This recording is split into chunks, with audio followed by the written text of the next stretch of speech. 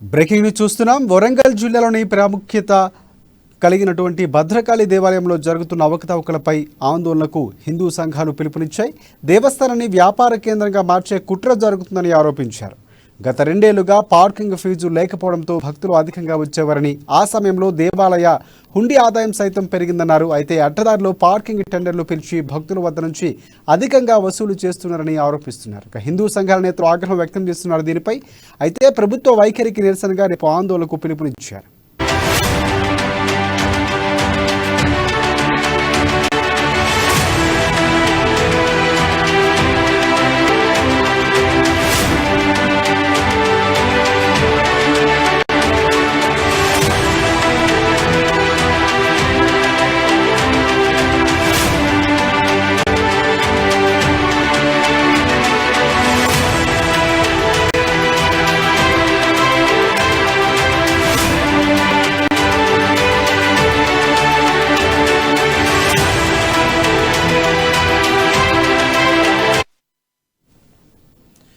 వరంగల్ జిల్లాలోని ప్రాముఖ్యత కలిగిన భద్రకాళి దేవాలయంలో జరుగుతున్న అవకతవకలపై ఆందోళనకు హిందూ సంఘాలు పిలుపునిచ్చాయి. దేవస్థానాన్ని వ్యాపార కేంద్రంగా మార్చే కుట్ర జరుగుతుందని ఆరోపించారు. గత 2 ఏళ్లుగా పార్కింగ్ ఫీజు లేకపోవడంతో భక్తులు అధికంగా వచ్చేవారని, ఆ సమయంలో ఆదాయం సైతం పెరిగిందని కూడా తెలిపారు. అయితే ఆ అడ్డదారిలో పార్కింగ్ టెండర్లు పిలిచి భక్తుల వద్ద నుంచి అధికంగా వసూలు చేస్తున్నారంటూ హిందూ సంఘాల నేతలు ఆగ్రహం వ్యక్తం చేస్తున్నారు. అయితే రేపు ప్రభుత్వ వైఖరికి నిరసనగా రేపు ఆందోళన కూడా పిలుపునిచ్చారు. దీనిపై మరింత సమాచారం మా ప్రతినిధి హరికృష్ణ ఇస్తారు. హరికృష్ణ, చెప్పండి.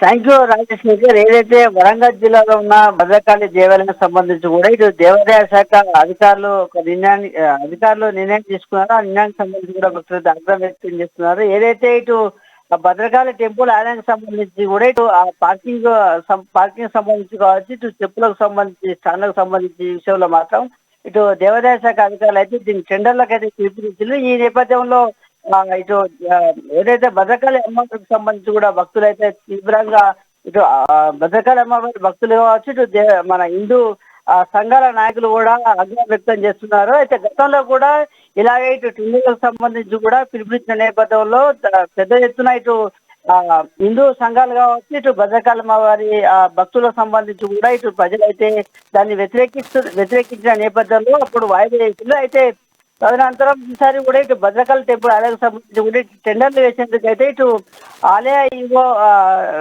టెండర్లకు పిలిపించిన నేపథ్యంలో మాత్రం ఇప్పటికే భక్తులు అయితే ఆగ్రహం వ్యక్తం చేస్తున్నారు. అయితే ఈ టెండర్లకు పిలవడంతో ఇటు భక్తులు అయితే ఆగ్రహం వ్యక్తం చేస్తున్నారు. మరోసారి ఆందోళనకు సిద్ధమవుతామంటూ కూడా భక్తులు అయితే హెచ్చరిస్తున్నారు. ఇటు తెలంగాణ రాష్ట్రంలో కూడా అన్ని దేవాలయాలు కూడా ఇటు పార్కింగ్ సంబంధించి కూడా రుసుము కావచ్చు, ఇటు ఏదైతే రుసుము ఎత్తివేయాలంటూ కూడా డిమాండ్ చేసిన పరిస్థితి ఉన్న నేపథ్యంలో కూడా ఇటు భద్రకాళి ఆలయానికి సంబంధించి మాత్రం ఇటు టెండర్లకు పిలిపించిన నేపథ్యంలో ఇటు పెద్ద ఎత్తున అయితే ఇటు భక్తులు అయితే ఆగ్రహం వ్యక్తం చేస్తున్నారు. అయితే ఈ గతంలో కూడా ఏదైతే గతంలో ఉన్న ఇలాంటి టెండర్లు ఉన్న నేపథ్యంలో భక్తులైతే ఎక్కువగా ఇటు భద్రకాళి అమ్మవారి ఆలయానికి రాలేని పరిస్థితి ఉండే. అయితే ఈ రుసుము ఎత్తివేసిన తర్వాత కూడా భద్రకాళి అమ్మవారి ఆలయానికి రావడం, ఇటు హుండీ ఆదాయం కూడా పెరిగిన నేపథ్యం అయితే ఉంది. అయితే మరోసారి అయితే భద్రకాళి అమ్మవారి ఆలయానికి సంబంధించి కూడా ఇటు భక్తులకు దూరం చేసేందుకు, అదనంగా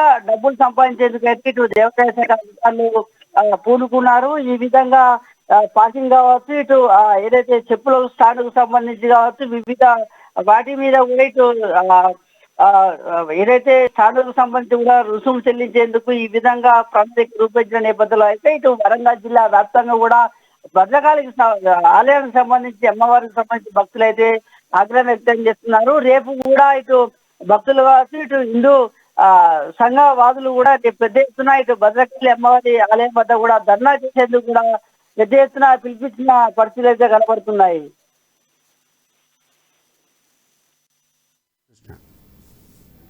right, thanks for updates Harikrishna.